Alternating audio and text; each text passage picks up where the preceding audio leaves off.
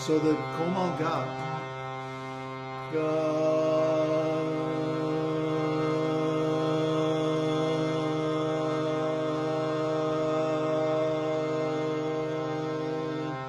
and then komal dha,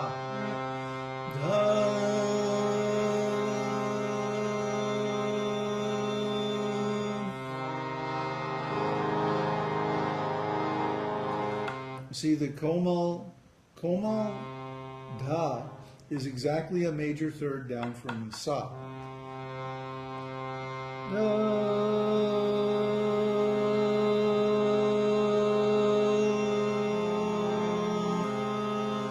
And then a komal ga is exactly a fifth up from there. See, so it makes this minor, beautiful triad.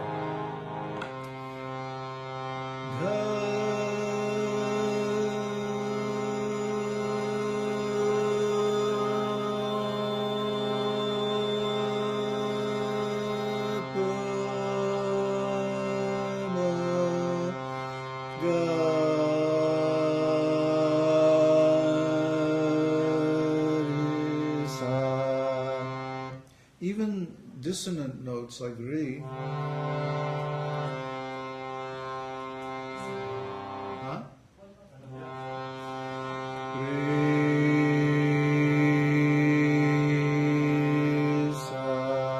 there's a certain resonance where that becomes sweet, and that is called swara. So in Vedic music, every note should be swara. Every note should be harmonic, like that. So when we do kirtan, we like to make every note swara. Uddhava, Uddhava, Uddhava. Can you go up the road a little bit? Yeah, we're hearing everything. So kind of a weird day today, huh?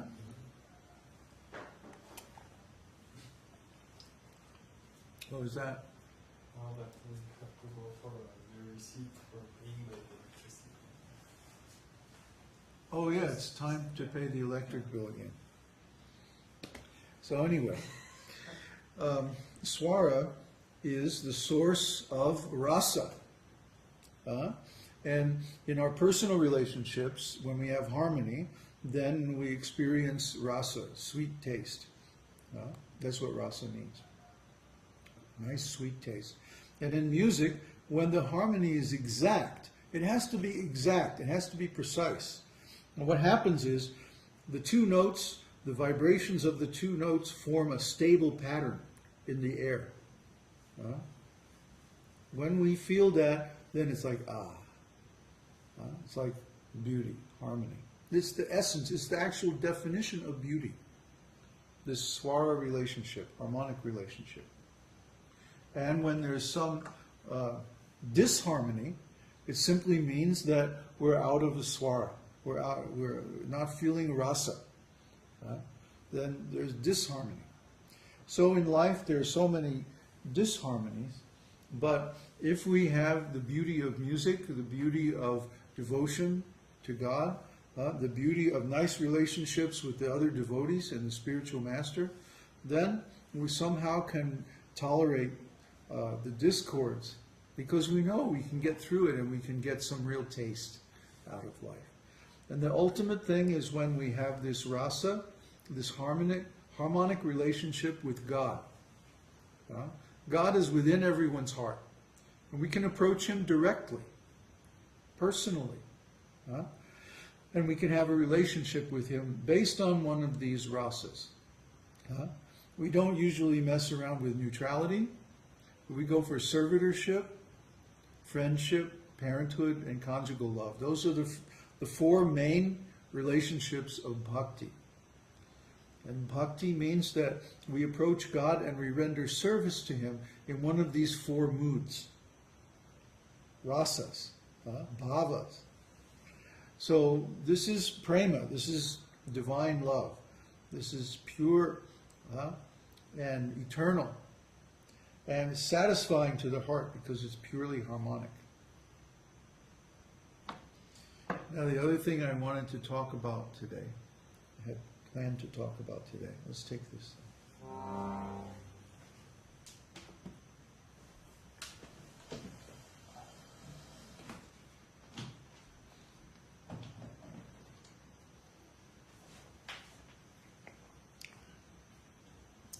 We recently published the Vedanta Sutra, complete Vedanta Sutra.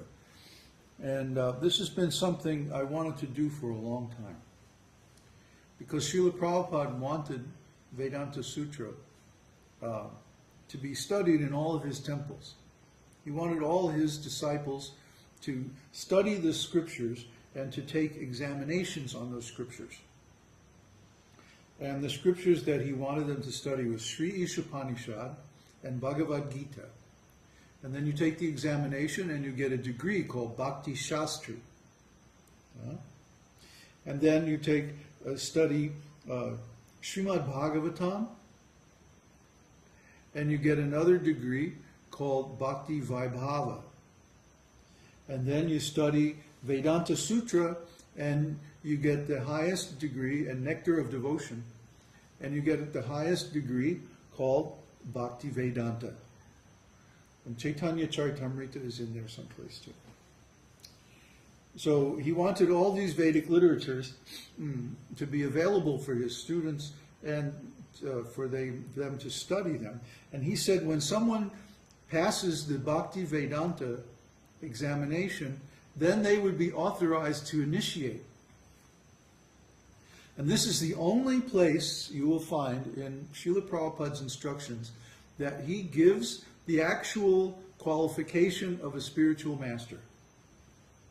The qualification of a spiritual master is that he must know the Vedanta Sutra. He must be able to discuss and preach on the Vedanta Sutra very accurately, with full knowledge of the whole philosophy. So, in other words, to pass on our lineage to the next generation, this study and knowledge of Vedanta Sutra is absolutely necessary. And I spent 4 months over the summer working with different translations, because we don't have, in our lineage, we don't have a complete translation of Vedanta Sutra.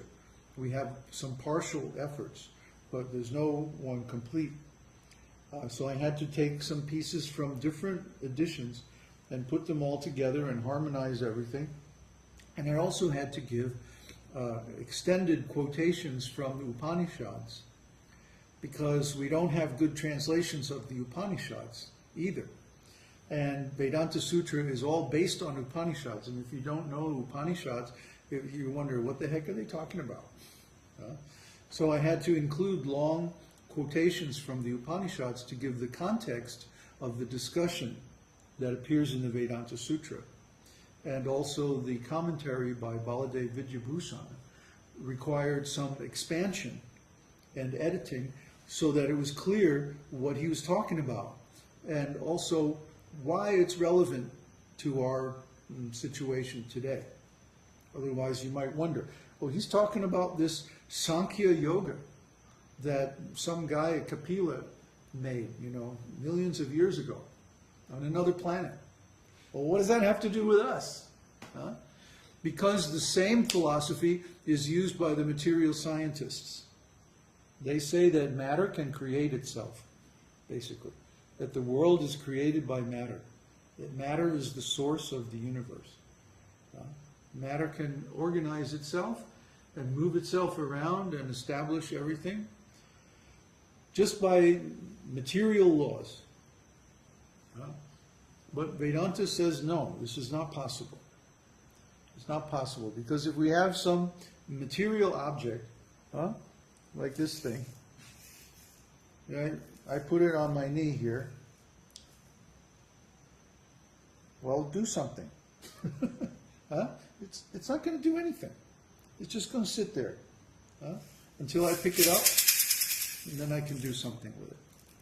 But by itself, matter has no power. It has no energy. You put a rock on the ground, it'll just sit there forever. unless something comes along and moves it. Usually an intelligent being, a living being, will come along and say, oh, I need that rock over here, pick it up and move it. Or maybe a storm will come, or an earthquake or something like that. But without that, it just sits there. So where does the energy to move matter, and where does the intelligence to organize matter into especially the bodies of the living entities? Well, where does that come from? It can't come from matter. It has to come from something else. The only thing besides matter is spirit. So, in other words, without the existence of God, the spiritual world, and the living entities, the existence of the universe as we perceive it is impossible.